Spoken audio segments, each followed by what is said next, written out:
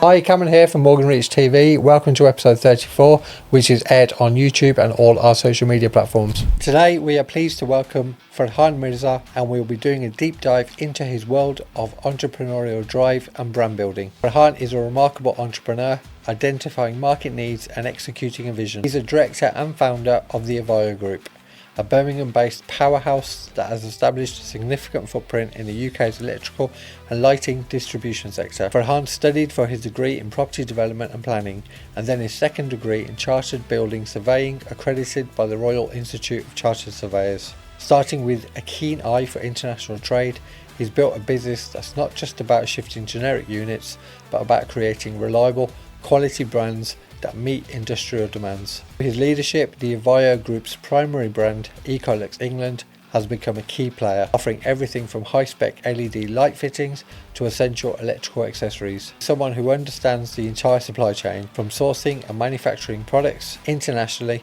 to getting them into the hands of businesses across the UK. His journey is a masterclass in business scaling and resilience, having successfully launched and managed several ventures over the years. Please join me in welcoming the man behind the IVEO Group and Ecolux England brand, Mr. Ferhaan Mirza.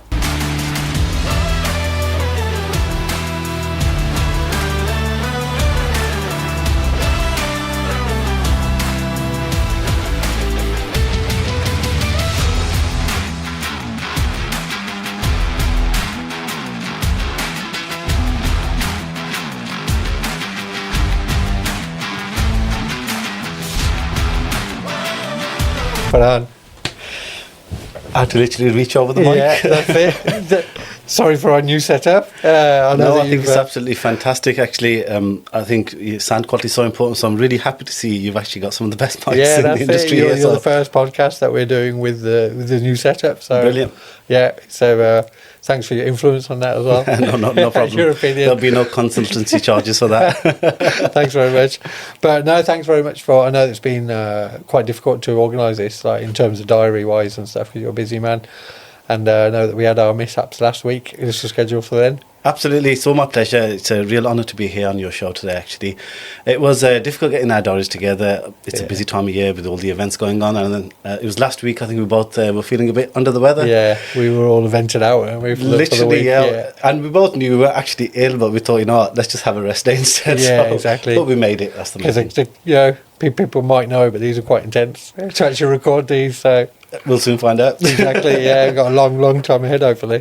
But yeah, so you are local. So you come from Birmingham. I'm born and bred Brummie, fully authentic. And when people say I'm a Brummie, it's like something to be proud of. It actually is. Yeah, that's it. Yeah, originally from Small Heath, moved out slightly out of to the south of Birmingham a few years back. Yeah, so awesome. Yeah. So, how was it growing up in Birmingham? So you say you lived in Small Heath? Yeah, Birmingham's it's a great city. Personally, I love it. A lot of people that don't live in Birmingham have a lot of things to say about Birmingham, safety, security and stuff. But if you look at it from a safety aspect now, not many places in the UK are that safe or great anymore. You look at London, the sort of crime rates there. I personally loved it, and I still do. I think it's a great city. Definitely, I agree. Being obviously Brummie myself, well, a little bit sort of Solihull, but you know, still in Birmingham. So we're slightly biased in what we're saying. That's it, yeah, exactly. But no, it's great. So your upbringing, so you grew up in Small Heath. How did your career start then? So what route did you take? Did you go to college? Did you go to university? The start, good question. It's hard to say. Although I went through the normal education system, went to university, graduate stuff, what we define as the start is a difficult one always. Everyone has a different aspect to it, but life can change at any stage in life, I believe. And where the beginning of that is hard to say, I would always say it's a work in progress. Even still now, today, it's still a work in progress. Yeah. Things can change at any time. So I think that the most befitting answer is it's still a work in progress at the moment. Yeah, that's it, exactly. Because it's very noted you say that, because a few people have said that on the podcast, but it's... traditionally, we always define it as school, college, uni, and that's like whatever decision you take in that, like your subject matter, that's your career from then on. But people can change. Absolutely, and a lot of the time you'll find, especially with all the events and people that you know, a lot of people, they don't always end up in what they studied. which is fine. And if you do end up in what you studied, that's also fine. That's great. But what I do find is there are some constants that you got to stick to: discipline, grit, hard work. Your career path might change, things will change, circumstances will change. You'll be, met with new tests in life, but you got to keep focused and keep working hard and make the best of what you have at that time. Yeah, definitely. Because your university career then, so you actually studied as a property chartered building surveying, property development as well. Yeah. Something I was very passionate about, always have been, still I'm very passionate about buildings, Yeah. architecture, especially historical architecture. Brilliant. And what I currently do now with the LED lighting stuff, which we'll come on to a bit later. We'll move into that, yeah. That does incorporate buildings to some extent, but that wasn't in any way an extension of my studies. It was a completely separate venture at the time. Yeah, that's the thing. But as you mentioned before, do you think it's obviously getting into studies, getting into degree, having to do work by deadlines, having to do exam prep and everything else? Do you think that's the most important bit about education? So I think when it comes to education, it's different for everyone. That's the first thing. Some people won't like the education system and they'll go off on their own and make something great, much greater than me. And then there'll be other people, by the same token, that will have studied so hard and they're still struggling to find a job or do something with it. So I think it's based on that person's life and finding what your calling in life is. So just working on what you're good at. I think it's all to do with that individual. Yeah. Do you think with a person's career path, do you think they should follow the money? Or are you a believer that you follow your passions and the money will come? It's an interesting question, and I get asked something very similar quite often. And what I get asked, and you probably get asked this all the time in business as well, is, especially from the younger generation, what's the best business to go into? Yeah. And what will make me the most amount of money quickly? Yeah. And my answer to that is, every business and every product is great. And with the same respect, every product and every item you could sell is the worst. It's down to you, your expertise, what you're good at. Let's take us as a live example. You're great with your cars, with your previous business. I'm allowed to name it on the channel. Yeah, Motorsave UK. Yeah. Great business, it's a multi-million pound business. You did fantastically well. I'm into LED lighting. But if we switch our roles for a day, and you said to me, Ferhaan, we've got a few cars here, sort out some finance deals, sell a few cars. I'll be like, what? Where do we start? And if we switch the roles and, that's it. I'll give you some street lights to sell and say, come, why don't you go out and speak to some city council, sell a few street lights? what are we supposed to do with this? They say, it sounds a bit cliche, selling sand to the Arabs or ice to the Eskimos. And people say them all the time. But when you really think about it at depth, it really is your contacts, and it starts from your passion. If you're passionate about something and you really enjoy it. And that's another thing that's quite cliche when a lot of youngsters ask, what should I do? And the direct answer is usually do what you enjoy. Yeah. You can look at it at the surface and think, well, I enjoy a lot of things. So, but there is a lot of depth and a lot of meaning to it. You really have got to look within yourself and see, look, what is my passion towards? Because what you'll find is in any sector, in what you guys were doing and what I'm in at the moment as well, there will be people that are really passionate about what they're doing, and that will then enable them to look within their passion and their hobby and expand out of hours when they're not at work. Yeah, that's it. But if you genuinely don't like what you're doing, you're going to be left behind naturally, because you won't have that passion, that drive to dig deep within that topic after hours. Yeah. And that's where most of the stuff happens. Absolutely. As we know. It still is now. Yeah, exactly. But do you think that, well, it's more of a statement more than a question, but what I found is exactly what you're saying.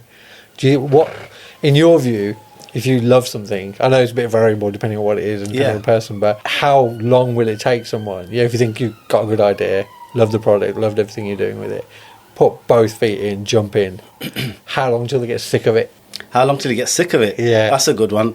That is a really good one. I could pretty much say I've been sick of things many times in life. And I've, moved on with a few businesses. After about, it varies. For me, it's normally about between the 7 to 10 year mark. Yeah. But it varies. Some people get sick really early. But I don't think that's always the right way to look at it. in any business, any work, in anything you're studying, there will be tough days. You will feel a bit sick and say, what am I doing? And, sleep over it. Yeah, have some rest. I think it's your body telling you need to just rest and step away. And, of course, we're going to come on to this topic, I'm sure, a bit later, the work-life balance. Yeah. We are going to come on to that a bit later. I know it's a big passion of yours. So. Yeah, it is, yeah. Definitely. And I think that's really what you have to harness the energy of your work-life balance. And that's when you perform really well. But if you dive too much into it, even if you enjoy it, it's but natural, you will get a bit sick of it at some point. Burnout. Yeah, burnout, yeah. I mean, that's my personal view on it. Yeah, exactly. I do see it often, with, you meet people, entrepreneurs, going into a business, and it's almost like, you can tell it's a lifestyle. It's their hobby that they're saying, oh, I love it, I'm going to do this, I'm going to do that. And it's like, yeah, but if you scale that up to a commercial level, you're going to be swamped. How long will you love it for then? Absolutely, yeah. Because you can't scale it because it's you, and you've only got so many hours in the day. Yeah, well, of course, yeah, then there's that balance part of it. And then another thing I would actually just add in there as well is the setup of what you're doing. If you're set up in not necessarily a corporate way, but there's got to be some sort of structure. There has to be some sort of structure 100%. That you know that within that business you're creating systems, and those systems will enable you, your team, your staff, your suppliers to operate in a way where you can step away for a little while, take a family holiday, take a break, and it continues. Yeah. But if you're going to be, in the coffees, and you're going to be doing the deliveries, and the whole thing yourself thinking will save money on, doing a delivery, will say it's going to get difficult. And I understand. Look, when you start a business with a small budget, you have to be the jack of all trades to start with. Roll your sleeves up. But you do need to have some sort of strategy. Like, where's this going? Well, how many people have you seen? I've seen a number of businesses because the owner won't do that. They won't actually roll their sleeves up. They won't actually get involved. So it almost fails before it's scaled. Yeah, because they won't do that. So there's an element of it, isn't it? And then, but then there is, and I always say, look at the start. Yeah, there's many ways to start a business, and there is going to be obviously a bit of grit and hard work involved. But I think eventually you sort of want to head towards where you eventually become the least important person in your business. Yeah, I agree. That's so important, and that's what a lot of people struggle with, not just in our community, although it is quite rife in our community. The corner shops, dare I say, the corner shops, they work all hours. That's it, 7 days a week, 24/7, yeah. Literally, and, I mean, that's also sometimes seen as a bit of a lifestyle choice. Some people prefer it. They don't want to be at home. For their personal reasons, I don't know, but it is something that you need to actively work towards and think, how are we going to make a strategy in place that we can step away from the business and it still takes over. Yeah, definitely. So you went college, university, did 2 degrees. Mm-hmm. Then when you came out of it, did you work in the property sector at all? Did you go into anything? So I think the first time I say it's on your channel, I've never had a job in my life. Really? I've never made a CV resume, nothing at all. Since I was in school, I was self-employed. Wow. Okay. Selling sweets to the kids in the class. Yeah. And then, but literally I have, I think when I was leaving school, starting college, eBay just about came out at that time. Okay. Yeah. So I was buying a few job lots off there and selling up the local shops. Singles. I'm not even sure if that's legal, so you might have to cut that part out. But no, I'm sure it is. Yeah, as a kid at that level. Prove it. That's it. So I've always been in business. I literally have not had a job for a day, and it'd be an interesting one though. I've always wanted to actually work for someone just for the fun of it. Really? Like, Have you ever watched that program? It's called The Secret Millionaire. Yeah, where they go inside. Where they go to a business, 100%. Yeah, I've seen. It would be so exciting to try something like that, because I see my team working so hard, doing such a great job, and I often think to myself, if I may say myself, I do have a bit of discipline at work. That's very important, and I think if I was working for someone, I'd work so hard. So I'd love to see how it would actually be in a work environment, but you never know when the real job starts. I'm like, I'm not getting there at 9 o'clock in the morning. That's the thing. Yeah, it is discipline, but it's a different type of discipline. Isn't it? Yeah. It is tricky. So when you finished uni, then, so what did you do? So you didn't get a job in any property sector? No, not at all. No, I went straight into when I was in properties at the time. Nothing major. I had a small construction firm. Built it up, did well with that, and then... what were you doing? Were you building stuff yourself, or is it renovations? It was extensions, renovations. Then eventually, by the time it was time to sell the business, we went into new builds. Oh, wow. So it did really well, moved really quickly. Then after that business, I can't remember what it was after that, actually, so long ago. Yeah. Good question, though. But you did the properties, so that went really well. What kind of time period was that? Late 90s, It wasn't like long at all, 2000s? yeah, because I'm sure after that I went to the banqueting business, the wedding venues and that's stuff. it, yeah. And I remember that was literally, the construction was a very short time. It's probably months compared to years, actually. It was just months, and straight into the next business. Yeah. Was there for about sort of 7-8 years.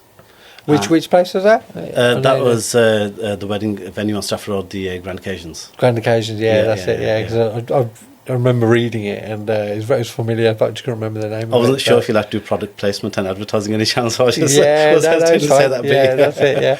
But no, Grand Occasions. So how did you get into that from the construction? Was that... Did you find out? Was that offered No, it's to you, it's an interesting question, actually. So while I was in uni and college, as a hobby, I was actually a musician as well. I don't know how much you know about that, but I was in music. No. Yeah, I was for a good 10, 12 years of my life, I was a musician.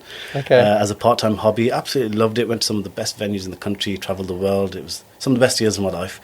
What did you do? What, drum player. I was a South Asian drummer? percussionist. Wow, yeah, okay. yeah, played all sorts of drum instruments. And so, yeah, while I was doing that, if you add 2 and 2 together, you've got me studying construction and buildings and property, and then I'm also in venues. So I'm looking at the venues from a construction standpoint, but I'm also in the entertainment industry. So I put them both together and thought, wedding venue. It makes all the sense. It's entertainment, it's a building. So I went into that, really enjoyed it, was very passionate about it. But I don't think that was my breakthrough moment for business at that time. It made some money. It was hard work. It was training wheels, wasn't it? Yeah, it was. It's unsociable hours, tough. It's tough, long hours. Yeah. When you're young, you've got the energy. You don't mind putting in that extra bit of energy, taking a few extra risks. So did that. And then... What kind of was it? So it was weddings primarily? Or yeah, other events functions, as well? weddings, parties, all sort of stuff, conferences. Because that would have been quite early on, because I know it's a bit of a thing now. There's kind of halls popping up all over the place. But was that's that it. Yeah, well, I just got early? rid of that venue just before COVID. Oh, wow. And that's when everything changed. So I got pretty lucky. Good timing then. Yeah. Okay. Literally really lucky that I got rid of it, and I did. And COVID kicked in.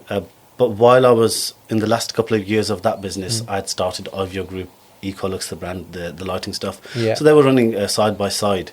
But I wasn't fully focused on the lighting side of it and the importing side of it at that time. It was a little side thing. It was only until I sold that business in 2019, I think it was, when I put my full-time focus into IVEO Group. Yeah.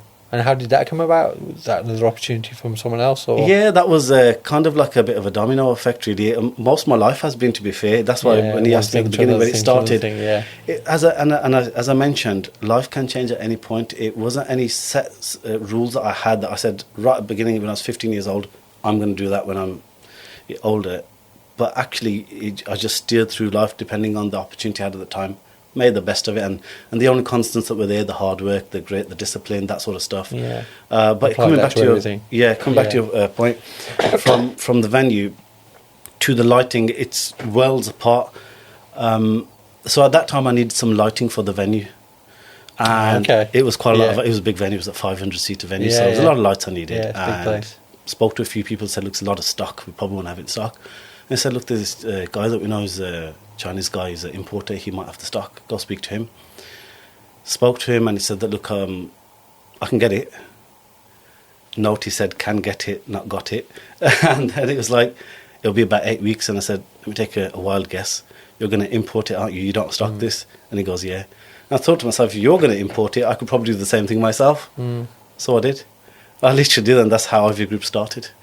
So you just found a supplier in China? And, done a bit of research, done a bit of due diligence, spoke to a few people online, and got some agents involved in China, and then got my first consignment over, which was for my own use. I thought, well, that was easy. Got another one, sold a few lights, built it up that way, and then and from there, IVEO Group was born. Brilliant.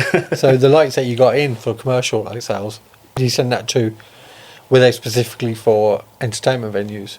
No, commercial use? Or? No, they're for commercial use. A bit like the panel lights you've got here. Okay.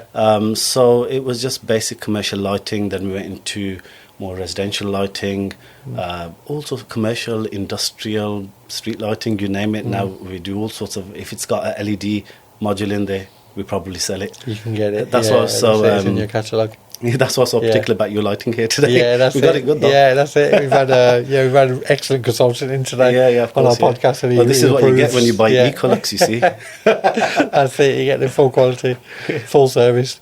Okay, so you found the opportunity there with your own venue, imported in the stuff. How were you? How did you kind of go to market with those? All internet sales or? No, so my plan with the lighting was to go down the wholesale route only. Okay, That was the plan. Naturally, I had to start off by selling small scale. So it was to end users, to trade electricians, people in the trade, that sort of stuff. Yeah. But it was a starting Still point. B2B, but smaller. Yeah, you could say B2B, but I had to get in somewhere. And then I think then the next stage of it, which was supplying into wholesale at a bigger scale, that wasn't actually, I don't think it was because of my product. I think it was because of the people I knew at the time. And, you know, they say it's not about what you know, it's about who you know. Yeah. And I really resonate with that. And I think that is so on the nail. Because at the time, a lot of the people that I knew at the time, they were the ones that were introducing me to other wholesalers. Honestly, I wasn't actually going out there. I did no cold calling. I didn't send reps out, nothing at all. When people knew I was importing lighting, they were like, oh, I know so-and-so. He's got a electrical wholesaler. He'll have something off you. So I said, okay, brilliant. Set up a meeting. And so like that, it just grew. It just grew into something quite amazing today. Yeah, brilliant. So you just kind of snowballed just off the back of it. Literally. Yeah. So like you said, it's like dominoes that if you didn't have the hall, you'd never have looked at the lighting. That's it. You'd never have set up IVEO. Absolutely. And if you go further back, I wouldn't have even looked into a venue if I wasn't in music. It's crazy. Yeah, so music and property combined. So there is some sort of equation to it. There's a method to the madness. But I still haven't worked it out till today.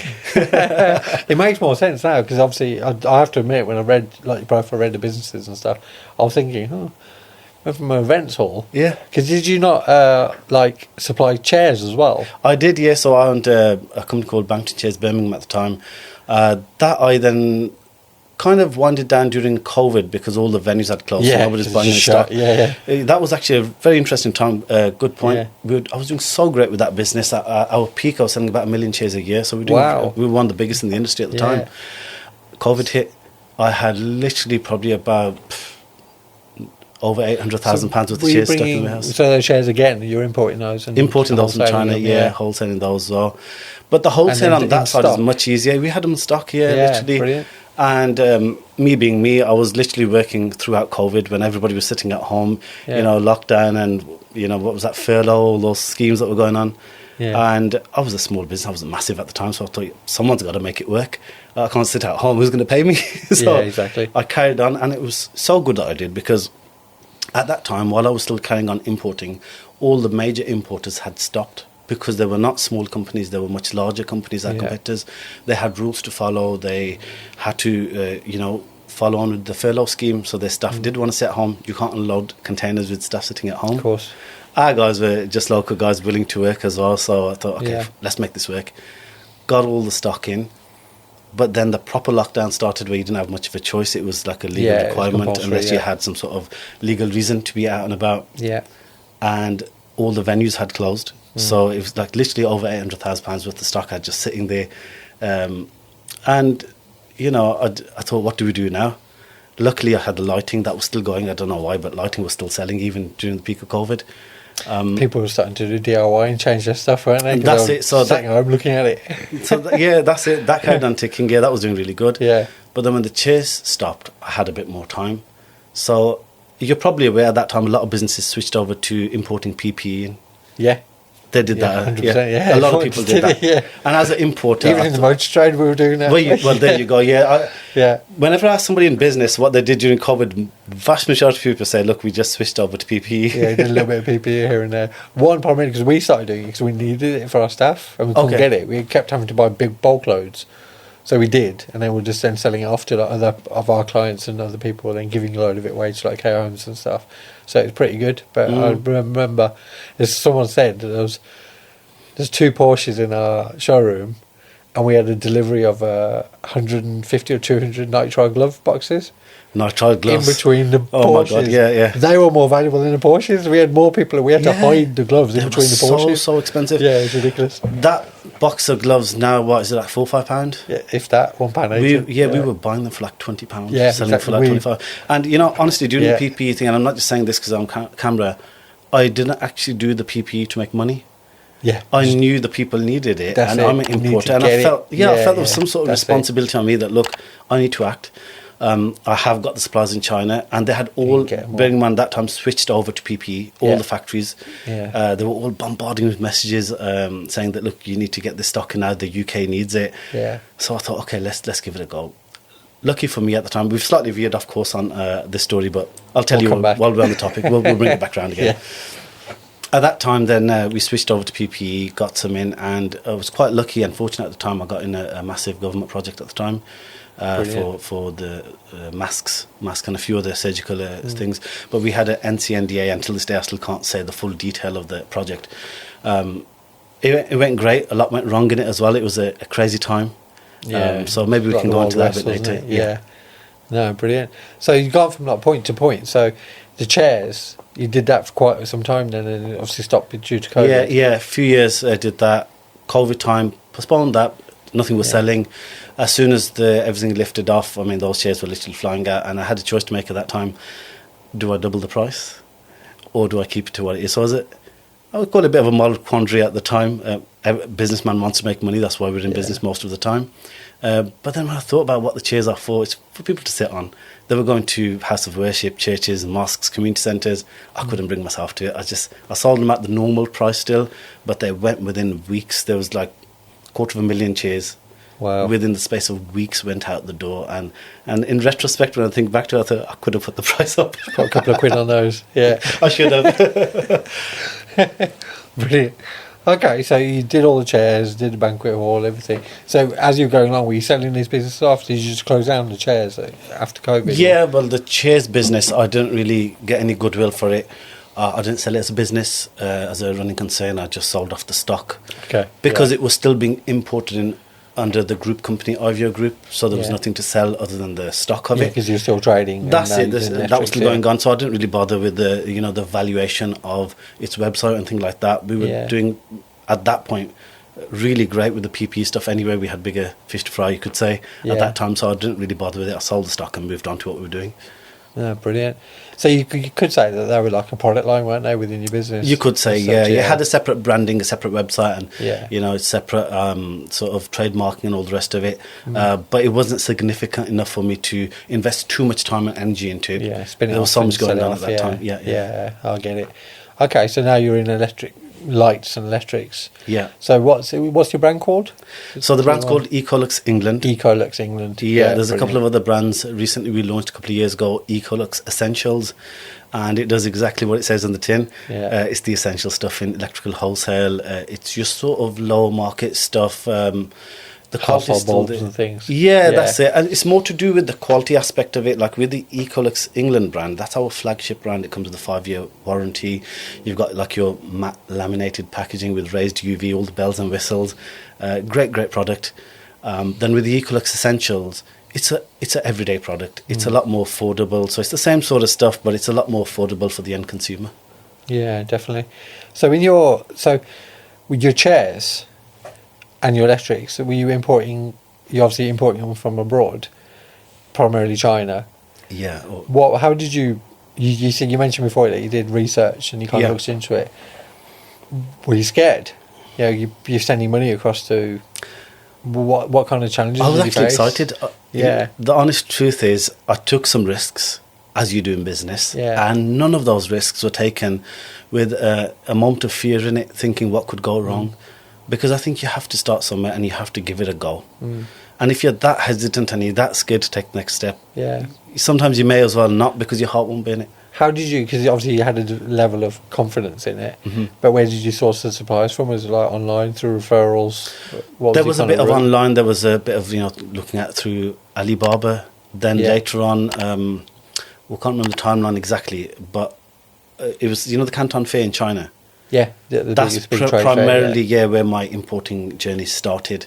Did you go to it? Yeah, I attended that. Okay. Yeah, and then subsequently I would go to China every 3 to 4 months. Yeah. After COVID, I didn't go so much. I mean, literally got back about 2 weeks ago. But then I Yeah, haven't been that's so it. much after COVID. But before Yeah. that, I was spending more time in China than the UK, I think. Really brilliant. How did you scale that business? You know, because you obviously started off with one order, That's right, yeah. and then In all honesty, to start with, there wasn't actually a plan. There literally wasn't a plan. you just bought your own lights. Didn't you, That's to it. start I with, bought the lights. So now, what do I do with them now? Yeah, I started off on a very smaller scale where I was selling to electricians, people in the trade. Yeah. So nothing massive, not straight into wholesale. Was that like off a trade counter? No, it was literally, I had a small warehouse at the time. Yeah. And it was just contacts that we knew. There was a few electricians that I knew, and we were selling sometimes to the public and sometimes to electricians and people in the trade.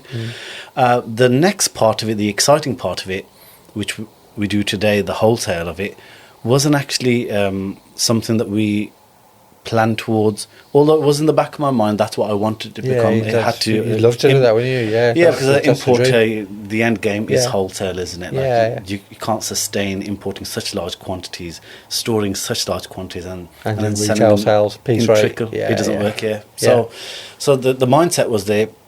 How it happened, however, wasn't actually a strategy in place. I didn't send reps on the road. I didn't do any of that.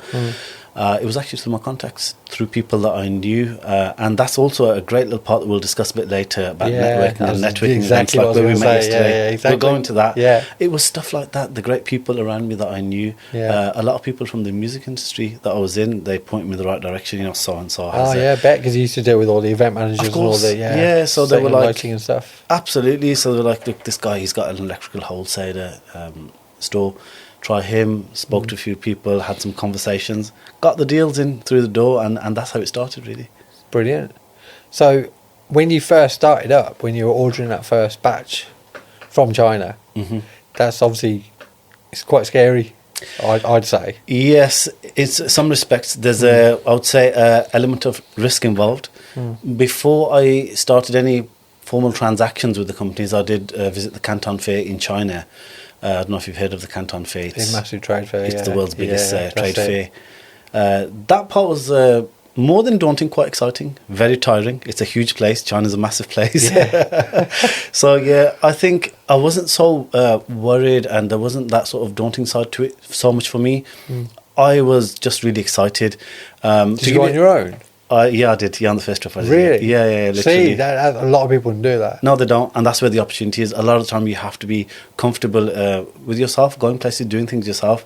Yeah. I absolutely loved it. You know, it's so much quicker rather than being dragged back by somebody else, or you're moving too quick or anything like that. You just sit on a plane, enjoy the flight, get there, and you work it out. Yeah, I know and what you you work mean. it out. Yeah, that's it. And especially at that time in China, this is going back about 10 years now. There wasn't a lot of English in China. Airports had English, but general street signs, a lot of things. A lot of people didn't speak Chinese as well. Sorry, didn't speak English. Of course, they spoke Chinese. Yeah, but that's it. I got what you meant. Yeah. And it was tough but exciting at the same time. And to give you a bit of backstory on that, although when I was young in school, I didn't anticipate becoming an importer one day. But one thing I did recognise and really appreciate was that every toy I picked up as a child said made in China. Yeah. And I thought, I've got to find this place, China. I can get all my toys from there. So it came back to that. Yeah, honestly, I really loved it. I was really excited about it, and brings us back to the other conversation about passion and enjoying what you do. Yeah. And going to China, the whole experience, it was just so exciting. And that part of the worry, the risk, and the dread of it, honestly, it didn't cross my mind. I didn't give my imagination the room to worry about it. Instead, I went off of what was passionate to me, what I believed in, what I really enjoyed. Did you have you travelled a lot before? Yes, I have. Before I have, after I have, I've probably been to about 30 odd countries multiple times. Yeah. So you're I quite comfortable with it. Yeah, I like it. And a lot of the time alone, sometimes with friends and family, but I actually love travelling alone. I think it's great. Yeah, really experienced everything. Yeah. You kind of pushed into it, aren't you? You got to go and talk to people. You got to go and that as well. things. Yeah. And I think that's when you really can make the most of the experience. You can connect with new contacts. Like if you're sitting on a flight and you're sitting with family and friends, you're going to yap and in your fly, little bubble, lands. aren't you? Yeah. But when you're left to your devices on your own, you're sitting next to someone, you don't know who that person is, you don't know the story. And I just got back from China a couple of weeks ago, and I sat next to a great gentleman. He's got a great business in Birmingham, and their business is wholesaling and importing luggage suitcases. Wow. Slightly different to what we do, but the amount of contacts that we end up having in common was amazing. I put him in touch with a few, we're in touch now still. I put him in touch with some people that we use for currency transfers and stuff, which was really helpful for him. Trade finance, he got me in touch with a few people. In fact, I've got to go see him next week because I've got a meeting set up. But the moral of the story is, when you're traveling alone and you bump into people, you're going to talk.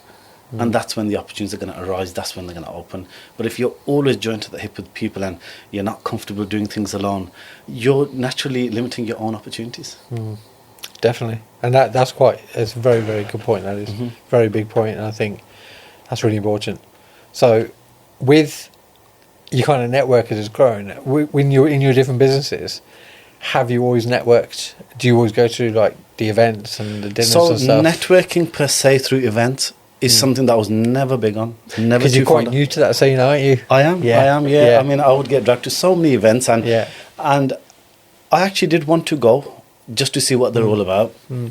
But it wasn't something that I really sort of was passionate about. It wasn't something that I was, overly comfortable in. I just thought, okay, let's see what it's all. Give it a chance. One thing I'll do is I give people a chance, and I give places a chance, and events a chance, and opportunities a chance. And my main networking was just done through general, going to whether it's family functions or events like that. Not sort of formal networking events. Jumping on a flight, talking to the person next to me. Going to see my suppliers, talking to people in the factories. That was my version of networking, talking to people, actual people, not in a set way where you're at a networking event. Then over the last few years, you've probably seen me a lot more at the networking events. I'm not going to spoil the surprise just yet. But you can bring that topic up a bit later. But exactly. Networking. I've gone more in towards it, and it is an amazing way to gain business contacts. And it's not just about taking the business contacts. The amount of value I've even offered people as well, and it makes me feel so good that there's people, youngsters that meet me. I say it like I'm old myself, but I'm actually not that old. So, I mean, the advice I get, and it feels so good when they ask you questions that can help them, and it's just sometimes a very small thing you can tell someone, and you can really set them up on their business journey, and I think that's fantastic. It is, it's nuggets of information and experiences that you've gained. Absolutely. Because you say you're not old in age, but you're old in experience, I'd say.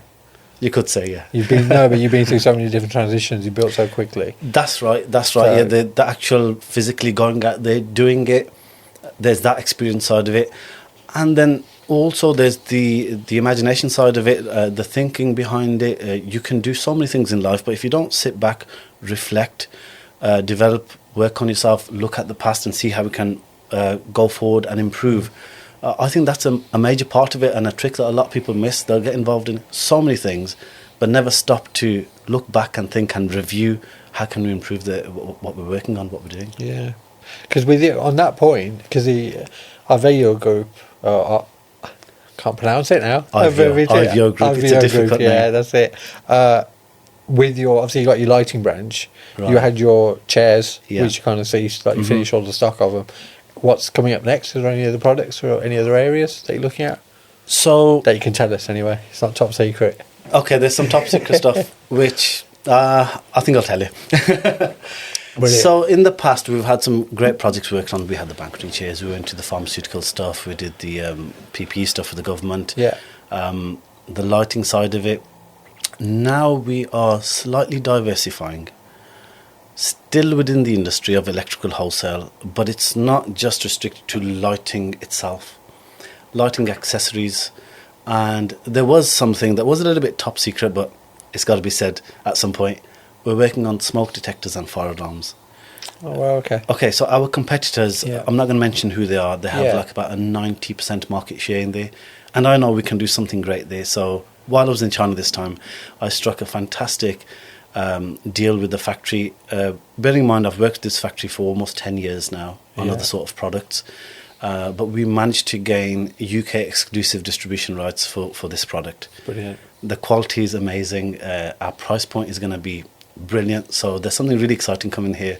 But yeah, as we develop it and we go into it, we'll share some more stories on it. Yeah, that's it. I'm sure we'll see the product Yeah. out and about. And no, it's brilliant. But it's part of the same. You're doing it under the same umbrella. Within the same don't you? industry, yeah, within the same industry. I find it, you could sort of be the jack of all trades, you could say, but it's kind of keeping within the industry. It's a bit easier. It's a lot less to study.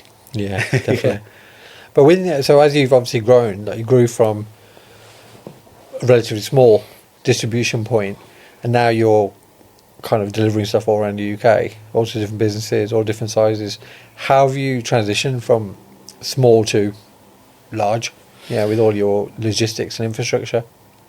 So there was a lot involved. If you look at the infrastructure side of it,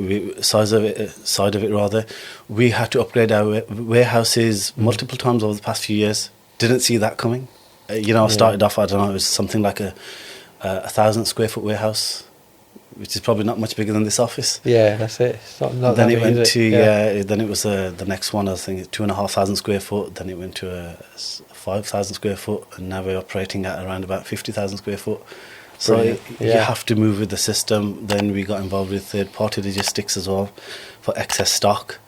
As I say, it's always a work in progress. We're still progressing and we're still expanding. But as I said at the beginning of the podcast, systems. You have to invest in systems that are going to work for you, that are planned for the future, that can move with your growth. So that's something that we've been investing in heavily. We now have some great systems that my team are working on, digital stuff, platforms where we've got stock location systems, and that doesn't just look at the stock that we've got here in the UK warehouses or across our multiple sites. It looks at stuff on the waters, in the ocean, on the way from China, in manufacture, things that have left the production line and are sitting in our warehouses in China. And it combines the whole thing. Then it predicts using AI what we're expected to sell over the next several months. We plan about 6 months ahead because China's so far. Yeah. So it'll work all that out. There's a bit of human input to it as well because systems can go wrong. So we get it checked over by the production managers, by the buying team. See if it's realistic. That's it, see if it's realistic and see if anything's changed since then. There's some manual input there as well. But these are systems we're investing in, and it's not just the software, it's the people. The people are the greatest asset. And it's the people in my team that are actually, although I might be recommending something, it's these guys that are developing it. They're sitting there working, and they'll sit with the system and say, look, well, this doesn't work, we need to rejig it. And I'm by no means an expert in any of these fields when it comes to tech especially. I don't like tech, to be honest with you. So therefore, you have to employ the right people in the field, people that do know what they're talking about. And I've always done that. I've invested in the right people for the right job. An example I can give you these days is whatever job you're going to do, you need to have some sort of degree of expertise in that topic. So whether you're going to get a home built and you need an architect, if you don't know anything about architecture, what conversation are you going to have? They're asking you things that you're not even aware of. So before you do anything, you need to study it a little bit, understand it a little bit, or if you can't do it, then your team needs to know it. But definitely leave the right people on the right jobs, I say. Yeah, definitely. Areas of expertise. 100%, for a reason. Yeah, that's it. Yeah, that's what the team's there for. Yeah, exactly. But so a lot of people that we speak to, a lot of entrepreneurs, a lot of business owners, they talk about HR being one of the hardest things. And you've just said you've hit the nail on the head about HR being the most important thing, getting the right people in. How do you do that? And I bet, have you got stories of where it hasn't worked? It's tough. It is tough, like many aspects of business. You have to see the human resources as one department of many other departments, and they all work together. But what you can't do is, and what a lot of people get bogged down with, is they're only ever worried about the staff and the team. But if you spend too much time on that, what about the rest of it? You've got stock to think about, you've got clients to think about. So you have to spread your thought across the whole project. But when it comes particularly to the human resources, I'm a firm believer that the team is really going to reflect how they're treated. And my philosophy with our team is, you probably notice I call them team more than my staff. Yeah. That's what we are. I see them as a team. We're one team, which I'm just one part of. And one cog in the machine. That's it, one cog in the machine. It. And, you know, I try to treat them like I would want to be treated myself. We've got a really exciting thing that we do at work that I haven't heard any other workplace to do it, but we have something called CBA days. So I give my team 5 CBA days a year. Something's can't be asked. Can't be asked. We all have it. You had it last week. I had it last week. And I was sitting there one day thinking to myself, what could I do for the team that I would want if I was in their position? Yeah. And the day that I was thinking it, I was lazing about at home, not turning up to work that day. And I thought, there's no better way to do it. But if I want to do it, they're humans. They'll want to do it. Yeah. And my friends in business are probably going to hate me for this because their staff are going to ask for the same sort of thing. So don't blame me when they come to work asking you for this. But honestly, that actually, you'd think that it's counterintuitive and that, you know, you're going to lack in work force. It's not quite the case. My guys are so excited to come to work, to the point I have to send them home. I'm not joking. Literally, if they've got a bit of a cold and they're watching this, you know, they'll testify to it, but they're not even feeling great. They're not feeling, I'm like, please go home. You need to have some rest. They actually want to stay to work. We've got guys that finish their shift and they're sticking it about at work, chatting to the guys at work. It's unbelievable. So go on, will you? But so I honestly think it's how you treat the guys. These 5 CBA days that we do, if other organisers could introduce something like that. So do you 5 CBA days? Yeah, so out of the the annual leave, they also get 5 CBA days. There's no notice required. We have a work group or teams. We use teams as well. Yeah. You just have to drop in the team thing, CBA. That's it. No phone call, no questions asked. No one's interested. In fact, I reply to it sometimes, say, enjoy your day. That's it. Enjoy it. That's brilliant. That's it. So when they come back the next day, they've had a great day. They have a great story to talk about. And they're not like, there's no guilt over it. There's no guilt over it. Look, the other alternative is you don't allow that and they'll pull a sickie anyway, which is a lot worse. And then they've got the guilt over it. And there's the guilt over it. So let them enjoy it. Yeah. Awesome. So coming back to your point about human resource, it can be difficult if you treat them difficult. It can be really exciting and enjoyable. And like yesterday, I brought quite a bit of my team with me. I think we had 10 of the guys there from all different departments. Had a whale of a time, and you know, we had some great stories to tell. We all sat together at the same meal together. And today, this morning, when I went into the office, everyone was talking about it, and half of them were hungover from all the Coca-Cola and the 7-Up on the tables. And a lovely curry. Lovely curry. They loved that. But we had a great story to tell, and we enjoyed it. Obviously, I wasn't in work for too long today because I had to prepare for today's event as well. So we've got a lot more to catch up on tomorrow. So nowadays, I see you.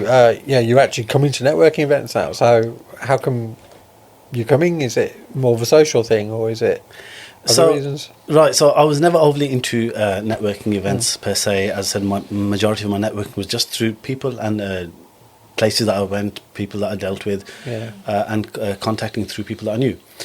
As of late, I have been attending these networking events a lot more, and a lot of the credit, I must say, goes to your friend as well, Amar Awan from Awan International. He actually got me into these quite a lot, so a thank you to Amar as well.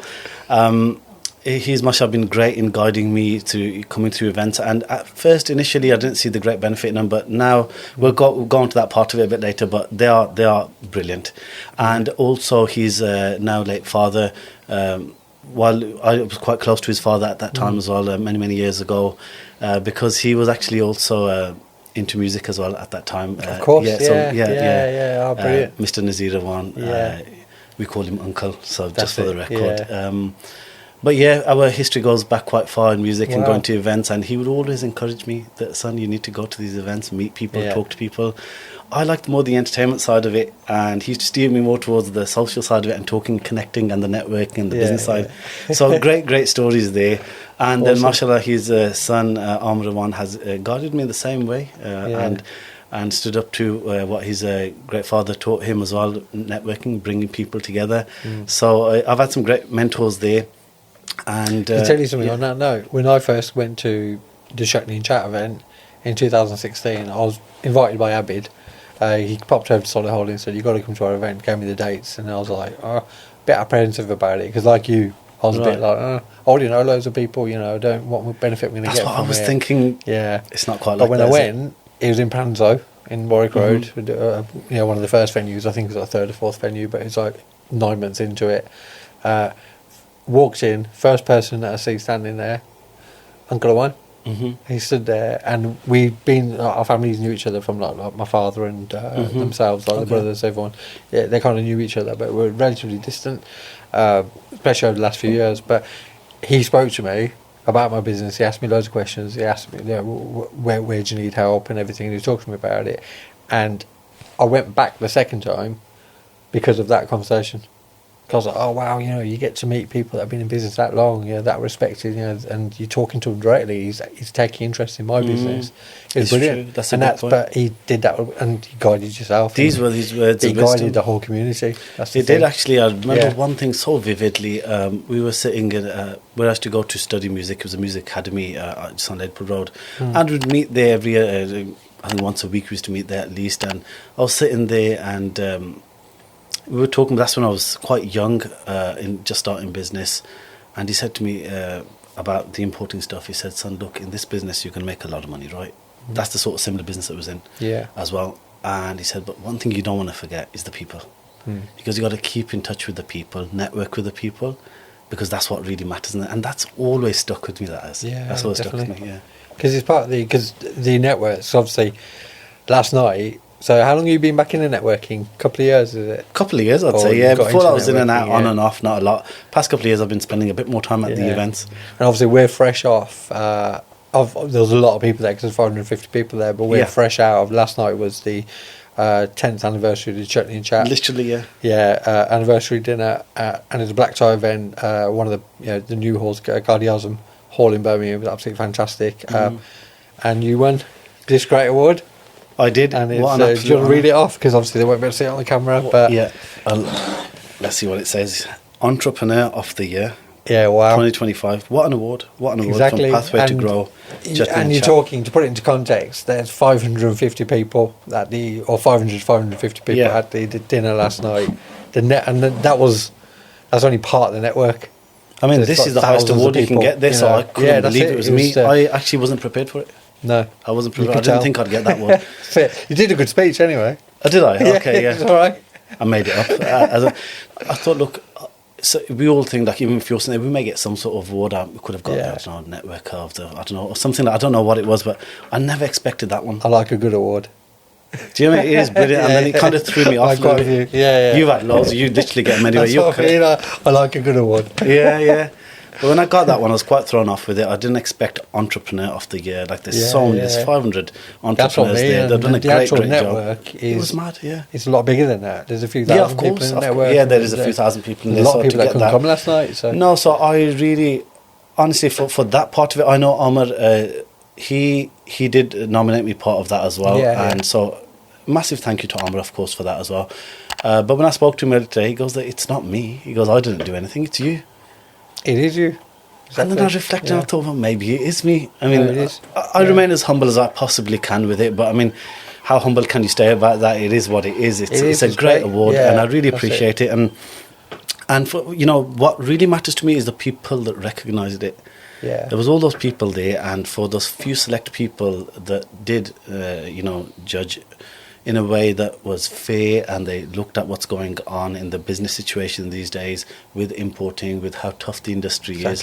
They picked out a few names, they narrowed it down, and I got the award. So I think that was amazing. So a big thank you to Omar and to Abid. To Abid, I'm going to say a big spelling mistake right there. Come on, you have to forgive him. You did that.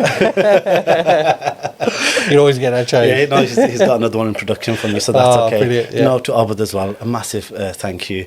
I think he's doing a great job. And coming back to your question about networking and its importance as well, I think Abid there has really shown over the years, over these past 10 years, how important it is.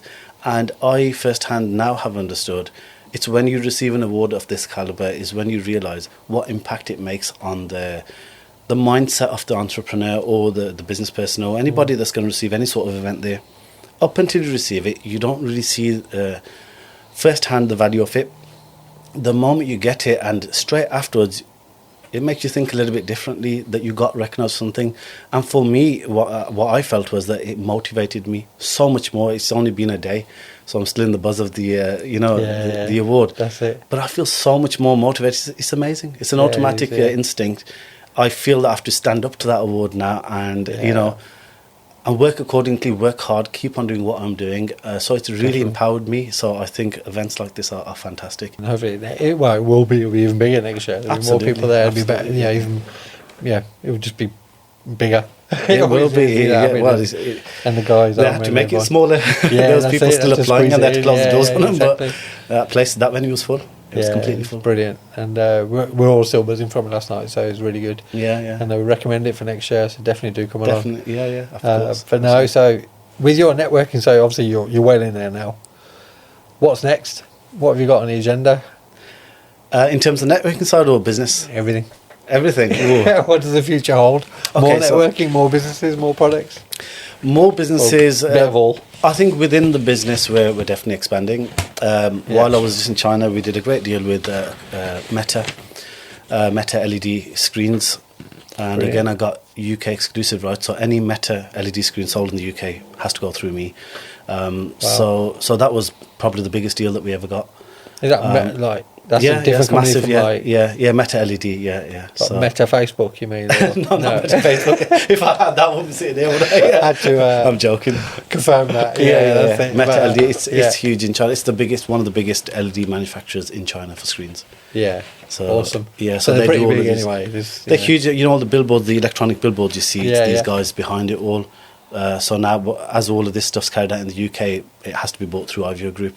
Any of these companies, so that was a great deal. So that's something we're working on. I've got a lot of new guys that have started in the research and development of that product as well. We're expanding that. We're doing really good in that. So that's something on the horizon as well. How big's your team now in the UK? Have you got people in China as well? Yeah, we've got people. Our China team's very big in the UK one because it's predominantly based in China. So we've got in the UK, it's not huge. We have about maybe 15 people total. Brilliant. So it's not massive, but being an importing company, the bulk of it's in China. Yeah, so you're controlling everything from that. That's it. Yeah, it makes a lot more practical sense, given the time zone differences. Because if we have most of our workforce here, then the working hours lap only slightly in the morning. It's not enough hours to get work done, so we've got to have people on the ground there. And financially, it makes a bit more financial sense. You yourself now with businesses, how high things like minimum wage have gone. It was getting tough, the overhead expenses. So it's just right down our street that we have a good team in China because we're working there anyway. Yeah, no, that's brilliant. So with with the future, is there much else on the horizon, like in terms of products wise? So you've got the Meta thing going on. Products wise, we've got the fire alarms, the smoke alarms. Yeah, fire alarms and all that stuff coming. The existing product range, we are just expanding at an exponential rate. It's crazy. Every other day we've got, it is a bit of a headache at the same time, to be fair, but I love it. I can't stop myself. And sometimes I think to myself, awake, I say, why have I done this again? I can't stop myself. Somebody offers me a new product in China. I say, we can make it better. I'll have a look at it. I say, send me over the spec sheets. I say, look, the lumens are not right. We can make this brighter. We can put a dimming feature in there. We can make it 3CCT. Like I was mentioning about your lights here today. Yeah. When I asked you, are they 3CCT? Can you change the color temperature? There's a gap in the market. They need to be color so we can change the tone of the light we're sitting here. Yeah. So now that's giving me the idea. Tomorrow I'll go in the office. So let's develop it. Yeah. So we'll send some over. We'll have them. You guys can do the sampling for us. No problem. Yeah. So really exciting times ahead. In terms of lighting, we're just really expanding, and every day we've got a new development. Last year's catalogue 2025 was about that thick. This year's is double the thickness already. Wow. 2026, it's already in production. It's on the container on the way. We've got the digital formats of it and stuff. So by the time it lands, we will have had new products in development. That's now the old catalogue. So it's just crazy. So it is, yeah. But look, the market demands it. And we have to act accordingly. They want it. It's lighting. You can't have any business without lighting. Every business needs lighting. Every home needs lighting. So naturally, there's going to be a lot of varieties, a lot of types, and we have to cater to those needs. So we're going to just keep developing and keep doing what we're doing. Head down, keep working hard, and enjoy the journey as we go along. Really. Yeah, because you've got the systems and people, processes in place. Mm-hmm. I know that you like doing your YouTube channel. Yes, and YouTube. Your YouTube channel. Yeah, what's that all about? Okay, It's- YouTube. That was about work-life balance. It's called "Don't Live to Work." Yeah. Almost forgot the name of it. Shows how long I haven't uploaded anything. It's You've coming been up quite to busy though, haven't you? So you forgive me for that. the irony in it, my own work-life balance, Yeah. and that's actually a crucial point to touch on. Just because you enjoy something doesn't mean you have to do it there and then. I love the YouTube thing, and I love talking about work-life balance. It's so important. Like, we had a great conversation about it earlier. Yeah, we did. But it's turning that into a YouTube channel is hard work. There's a lot involved. You know yourself in podcasting and all the equipment that goes into the people, the time. File transfers. File transfers. File Yeah. transfers. It takes a lot longer than you The think. bane of my life at the time was the file transfers, Yeah, especially yeah. with the new cameras. They got, the recordings are like in gigabytes. It's crazy. Megapixel, yeah, exactly. So I thought, look, I'm not going to kill myself doing that right now. There's a lot of exciting stuff on the horizon that we're working on. So I parked up the channel for a little while. It's still up there. Yeah. The content is great. It's evergreen, isn't it? It stays there. Yeah, so yeah, just it's exactly. doing So something in the it's still meantime. viewable. I've got some great content from when I was up in Switzerland last year on my road trip. I think you watched Yeah, that one. yeah. There was some great stuff there. I've still got footage for that. There's probably It's about still another, uploaded. there's Yeah. a good 5-6 episodes of it. We're almost Wow. a year on and I've got them on the computer. Yeah. So at some point I will get around to uploading that. Hopefully it won't be old news, because the work-life balance is a work in progress. It never Yeah. gets old. There's some things, actionable things that we could all be doing, which are evergreen. Taking time out for yourself, mindfulness, so many things like that. So I will get back around to it again. Hopefully we can do something together on it, maybe, because I know Yeah, you're a lot 100%. more into work-life Yeah. balance after you sold your business. So Yeah, that's it. so that's great. Well, that's going to be my next question, Go on. because it's kind of coming into it. But have you found in your business kind of journey, because this is my observation in what I see from everyone, Right. that kind of as they progress through business, you start off and you kind of you got this craving to have like a business, something to do, something to identify yourself with. So I do this or I do that. You set up that business, you grow it, you love it, and then your wealth is measured in money, cars, houses, status symbols, like objects.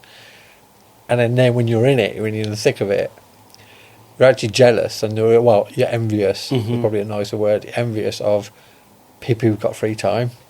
Absolutely, you hit the nail on the head.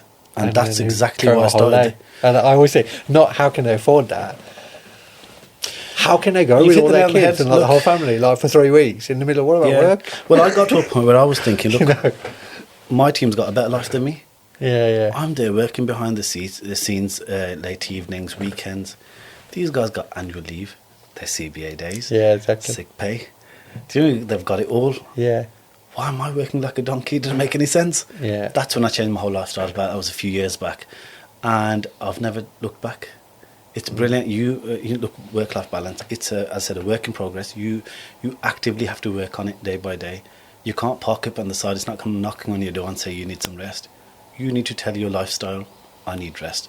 I need to go on a holiday. I need time with my family and friends. So you have to Because practically it's work wealth towards in it. all aspects, isn't it? There is Wealth in, absolutely, yeah, and you family can't time, measure. holiday time, yeah. That's it. You can't measure someone's wealth just based on their assets or their money, because there'll be people that have a lot of that. They've never enjoyed a day of it. And got no peace of mind. They've got no peace of mind. I personally know people that have things like private jets, that have swimming pools in their houses. They never use them. And they're depressed. Yeah. I can't name any names. literally, I of know course people. not, yeah, but because I used, know people too, yeah. I was a hobbyist pilot as well, so it's something that I used to enjoy. And when I used to go to the airports and see people with their private jets parked there, Yeah. and I was speaking to my instructor while I used to take my lessons, and it was a nice one. It was a gold coloured private jet. Here at Birmingham Airport, was it Birmingham or was it Yeah, Coventry? the I Amblin, think. yeah. It was one Yeah. of these ones anyway. And it was two private jets, both gold colour. I'm not going to mention who it is, of course. Just parked there and said, "Who is it?" And they told me who it is. So when did they flight last? They said like never since they got them. They just parked here. Haven't got time. Haven't got time, working too hard. What's the point? What is the point of any of it? So it's something to think Yeah. about. It really is something to think about. And Richest man in the graveyard. absolutely, that's what it is. Yeah. And I really hope that, look, somebody that is watching this today, if you are in that situation, if you are working really hard, and to your mind, you might be really successful, you got the assets, you got the money, you got the business, you got the fame, you got it all.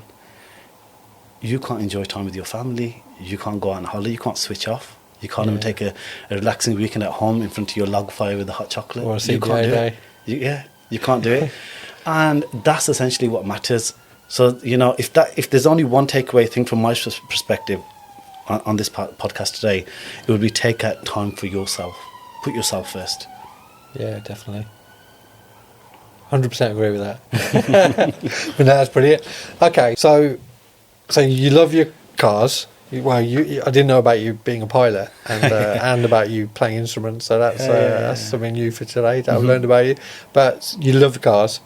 We saw from your lovely Porsche today on the entrance today that you bought today. So when you were referring to cars, I thought you were referring to my classic cars. I'm actually more into my classic cars. That's what I was getting at. That's my day car is just what I drive in on a daily basis. It's a nice daily. But I do love Porsche, of course. It's a nice, sensible daily. I'd say, sensible daily, yeah. It's good. But my classic cars, that's when I'm a bit crazy. And I just love classic cars, can't get enough of them. Can you name what you've kind of got? I've had loads. I wouldn't remember them now, but I was predominantly into... Do you want to buy and sell them? Do you like trading them? Yes and no. A lot of the business that I've done sometimes started off from hobbies, and this is one of them actually. It was never planned to be a business. I've just loved classic cars, and practically I actually work on them in my own garage at home. Awesome. Yeah, so I was into my British classic cars. I've had my MGBs, I've had rollers. I've seen some of your MGBs. I've seen 1972. We'll try and bring a picture up of it on your thing. I'll send it to you. We'll get it. So I fully restore them myself, like a complete nut and bolt restoration. I'll strip it all apart, take the engine out, gearbox out, send some parts off for restoration. The major things like repainting the car I won't do, or reupholstering it. Smaller jobs I'll do. But yeah, I love it. That's something that I do. And that was just supposed to be a bit of fun, something that I really enjoyed, something for my evenings and weekends. And then every time I bought one, I spent so much money on it and had no intention of ever making a dime on it because I didn't think it was logically possible. By that point, I've wasted so much money and plowed it all into the car thinking, well, it's never going to make a profit. But the thing with that is that the sort of person that's inclined to buy a vehicle like that is going to be a bit pedantic about it, and they are going to look at every little nook and cranny, the history of the car. And if they love it, it's a bit of a no-brainer for them. They're like, we love the car. The blank check, isn't it? Yeah, and I somehow managed to make a profit on pretty much every car that I sold, completely non-intentional. And then a bit of a fun story, I was never into Jap cars. And I know a lot of car enthusiasts, I don't know if you are, but a lot of people are. It's a massive... I'm neutral. Are you neutral? Yeah. I was never into it. Just, yeah, do you? Okay, yeah. So for me, it was just British cars for some reason. Yeah. And, they're the worst. Rust pots, problems galore. British cars, it's like, that's why I'm restoring them, because they don't stand a chance unless you don't restore it. That's going to go to a car graveyard. Yeah. But when it comes to Japanese cars, it's completely polar opposite. There's hardly anything to do with them. I recently bought and sold was it a 1987, I think, not too old, a Nissan Bluebird. Yeah. The sort of cars that all of our uncles and dads drove. Yeah. My dad had 3. Did he? Yeah. A friend of mine, a really good friend of mine, he's got about 3 as well. Yeah. My dad had it over like a 12-year period, like bought one, then bought another one, then bought another one. I was just going to say that, imagine my friend turned out to be your dad or something. No, so he encouraged me to buy it. He said, look, get it. The guy said I can get cheap, and, he's in a situation, he hasn't got money right now to buy it. A bit reluctant, bought it anyway. And I absolutely loved it. Those Japanese cars, you can't beat it. It still had what was known as the new car smell back then. It's the old car smell now, but it's called when you buy a car, you know that, and they all had that new car smell in it. They don't do that anymore now. Materials have changed. Yeah, not as much. They still smell a bit new, but it wears off quite quick. Yeah, more of plastic now, I think. That's it, yeah. But so that was a great car. Really enjoyed it, and I sold it to an enthusiast. There wasn't much restoration work to be done with it. Which one was it? Because I read on your social media as well, you sold one to was it a production company? Course, I almost forgot who I sold that to. Yeah. I actually sold that one to Warner Brothers. Yeah, and because there's a big market for TV props, isn't there? There is, and they period films and shows. They need the cars. I had it up in my classic car groups, and I go to all these meets and stuff, and they came across it and they said, "Look, this car, we need it." And by that time, I didn't really want to part with it because I'd spent a bit of time on it, and I was actually enjoying it to the extent where I was actually using it as a daily. Really? I swear, I was pulling up in a Bluebird. It had an auto gearbox. It had power steering. Nice. Yeah. It didn't have central locking. That shape, I remember, because that's like when I was about 10, 11. Right. I remember when my dad got that one, F-Reg. that shape. Yeah. Silver one. What a 1.8. car. Yeah, What a but it car. had like all the central locking. They had electric loads of stuff. windows, They were power miles ahead of the steering, others. Tape cassette, Moss security system built in. And Moss, it was like, yeah, it had that. It still had the Moss yeah. stickers on yeah, there. Yeah, the windows. My car yeah. was it was a one owner. It was completely original.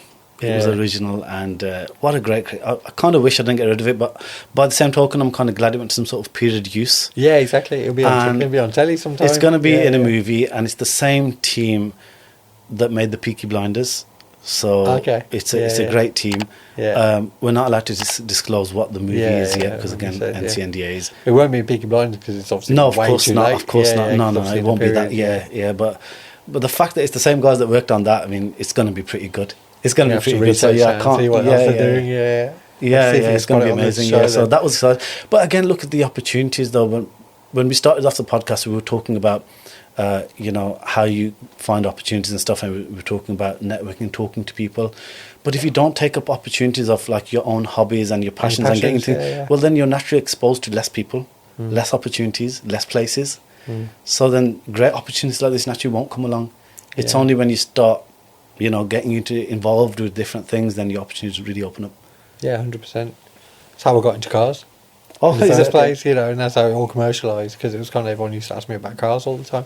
How do Yeah. I buy this? How do I buy that? How do I finance this? And it's like, and then just turned commercial. Obviously, that's where it kind of grew. Well, look, your knowledge in cars, Cam, I've said this time and time again, you need to start a car review channel. And this is where they're going to hear it first, and you can give me credit for it later once we've started Okay, it. yeah. But honestly, I would love to see you doing some sort of car reviews, talking about classic cars, new cars, because I know you've got the knowledge, you've got years of experience, and you're great Yeah. on camera. So I think Oh, you'll do a thank you great very job. much. I thought I had a radio voice, Yeah. to be fair, but no, that's good. No, thank you. Appreciate it. And it is something that's Yeah. good idea. Mhm. Might have a look into it.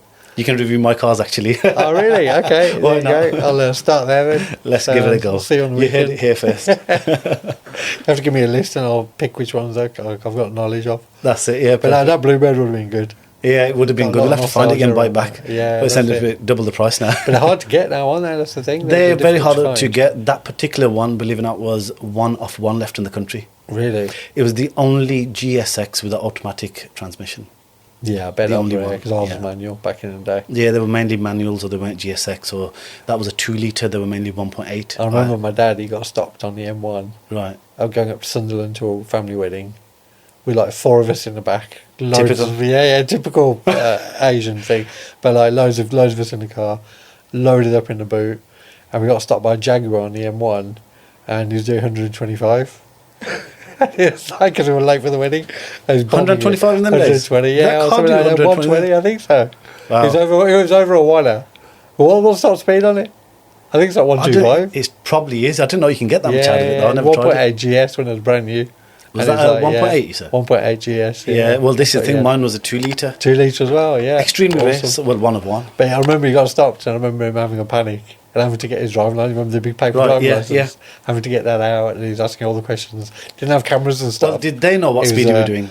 He was just literally just topping the car out. As in, And when they the police saw stopped you, it. did Yeah, the police 'cause know what They were speed you on were the doing? side of the road. But back then it was by eye, wasn't it? Yeah, so You they could didn't just know. see Well, it. No, well, no, if he they he was didn't doing know, that. they do now. That's the problem you got. Who cares?